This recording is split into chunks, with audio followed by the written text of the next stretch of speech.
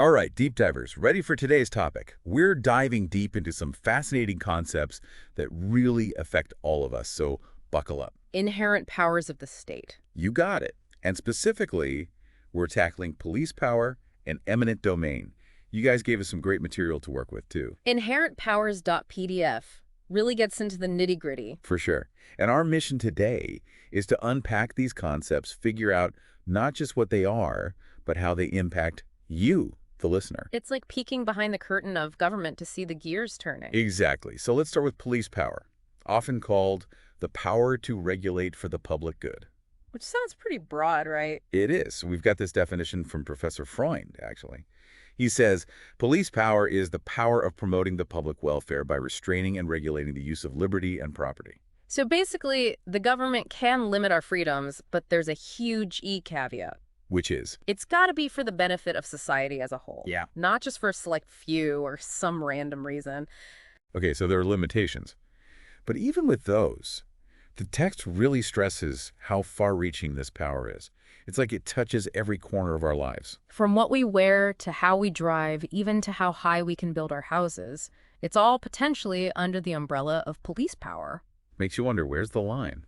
Is it ever okay for the government to override individual rights just because of the greater good? That's the big question, isn't it? No easy answers, but legal cases give us some clues, like Tugstone v. Mississippi.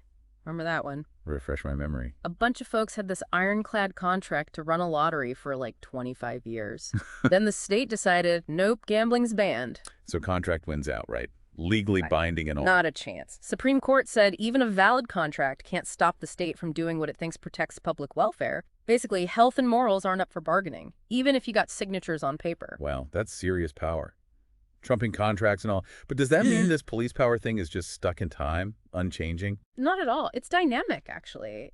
It changes as society changes. Stuff that was totally okay under police power way back when might seem crazy now. Give me an example of that shift. Imagine trying to enforce those old-school swimsuit rules on a beach today. People would think you were nuts. But decades ago, it was totally a thing. Compare that to price controls on essential goods. Which are pretty common now. Exactly. So what's considered a legit use of police power is always in flux. So the definition of public welfare is basically moving target. You got it. And that's why it's super important to get the context, the motive behind what the government's doing. Because sometimes stuff that looks purely financial is actually a sneaky use of police power. Like what? Give us an example. Well, there's the Powell v. Pennsylvania case. The state whacked this huge tax on margarine. Just hating on spreadable butter, huh? Not quite. They claimed it was about sanitation, margarine being made in gross conditions and passed off as the real deal. So the tax was a way to discourage people from buying it. Sneaky. Regulation disguised as taxes. Makes you think what else they're doing that with. But okay, we've got what police power eyes. How changeable it can be. How's it actually put into action, though? Most of the time, it's the legislature's gig. They're the ones making laws to regulate all this stuff. But they can hand that authority off to others, like local governments. So my city council making noise ordinances, that's police power in action. Exactly. Now, where do courts come in? Limited role, really. They can't force the legislature to do anything, but they can step in and see if a law is even legit under this police power idea. What would make it not legit? Two main tests. One, gotta benefit the public, the whole bunch, not just some special interest group. Two, the way they do it has to be reasonable, not overly harsh or anything. Just good intention isn't enough. Can't be like, we're saving you from yourself, so no more fun ever. Exactly. And we've got a ton of real-world cases in our readings that show how this plays out. I want to get into some of those. Hit me with some legal drama. All right, let's start with public health. Like in taxi cab operators of Metro Manila v. Board of Transportation, court said getting rid of old, unsafe taxis was A-okay for public safety and comfort. Makes sense. No one wants to ride in a death trap on wheels. What else?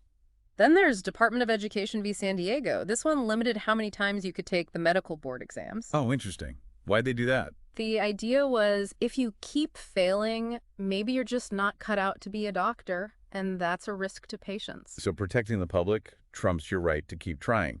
Tough, but I kind of get it. What about cases where it's less about life or death, more about keeping things orderly? Well, you've got Velasco v. Villegas. This one was about barbershops giving massages in separate rooms. City said nope, and the court agreed. Seems kind of nitpicky. What was their reasoning? Morality, actually. Wanted to make sure everyone was properly licensed and no funny business was going on. Interesting how morality gets used, right? Like, whose morality are we talking about? Hmm. But let's move on. What about cases that are more practical, like energy stuff or traffic? Got those too. Bautista v. Junio upheld limits on big trucks during rush hour to save fuel. And in Sengalang v. Intermediate Appellate Court, opening up private roads to ease traffic jams was okayed. So even your private property isn't totally sacred if there's a big enough public need? It's all about that balancing act. For sure. And sometimes it means the needs of the many outweigh what one person wants. Like in Del Rosario v. Bengzon, the court said making doctors prescribe generic drugs was fine. Because cheaper meds are good for everyone, basically. Exactly. So police power touches a ton of stuff. Safety, health, even what we consider moral. But is there anything it can't touch? There are limits. Anything purely private that doesn't affect anyone else is generally off limits. But as always with the law, that line can get blurry. Hit us with the blurry example. One of the most controversial ones lately is Opal v. Torres. Remember that one? Vaguely. Remind me. President Ramos tried to get a national ID system going. Ah, yeah, that caused a stir. Big time. The government said it was all about efficiency, better security, but the Supreme Court shut it down. Why? What was so bad about a national ID? They said it was too much of a privacy risk.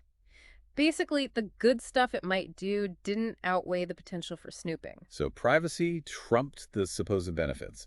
Shows the court does step in sometimes. And that's key. Keeps police power from becoming like total government control. That's a relief. But what happens when they don't just want to regulate our stuff, but actually take it? Like for some government project. That's where our next key topic comes in, eminent domain. The power to take private property for public use. But we'll save that fun for part 2.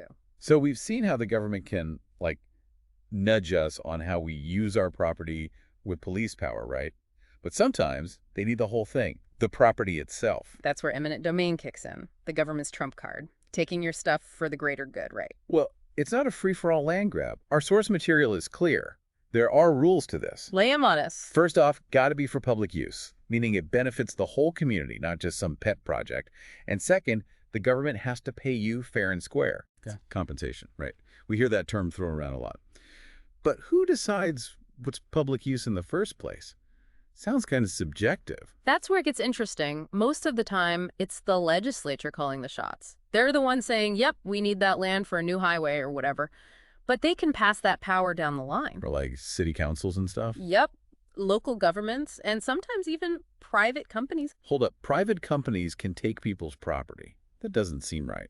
It's limited to what we call quasi-public corporations. You know, the ones providing essential stuff like utilities or transportation. Give me some examples. Who are these companies with that much power? Think Philippine National Railways, PLDT, Meralco. They're private, but they're doing stuff everyone relies on. Makes sense, I guess. But hold on. Isn't there a difference between this eminent domain and just plain old destruction? Like, if a building's about to collapse, they can knock it down without paying. Good point. That's destruction from necessity, completely different. Think of that old case. American Printworks v. Lawrence. Big fire in New York, back in 1853. Mayor orders a building demolished to stop the flames spreading, even though it wasn't going to fall down on its own. Did the owner get anything for that? Seems kind of rough. Nope. Court said it was an emergency, acting to save the whole city. No time for paperwork or haggling over prices. Any individual could have done the same thing in that situation, government included. Okay, so crisis mode, different rules. But back to eminent domain, does this mean the government can just grab any property they want as long as they yell public use loud enough? Not that easy. Courts do have a say, but they give the legislature a lot of leeway, figuring what's necessary for public use. That's seen as the lawmaker's job, mostly. What if it's not the big guys making the call, though? Like just some local council wanting land for a park or something? Then the courts get more involved. They can really poke around, see if taking the property is really the only way. So they can say no to the government. Yep. Case in point, Republic of the Philippines v. La Orden de Pipi, Benedinos de Filipinos. Government wanted a chunk of church land for a road extension, said it was crucial for traffic. Did they get to pave paradise and put up a parking lot? Nope. Court basically said, did you even try finding another way? Prove to us this is the only Hable option. And they hadn't, so the church won that round. Nice to know someone can push back. But stepping back a bit, what can they actually take under this eminent domain?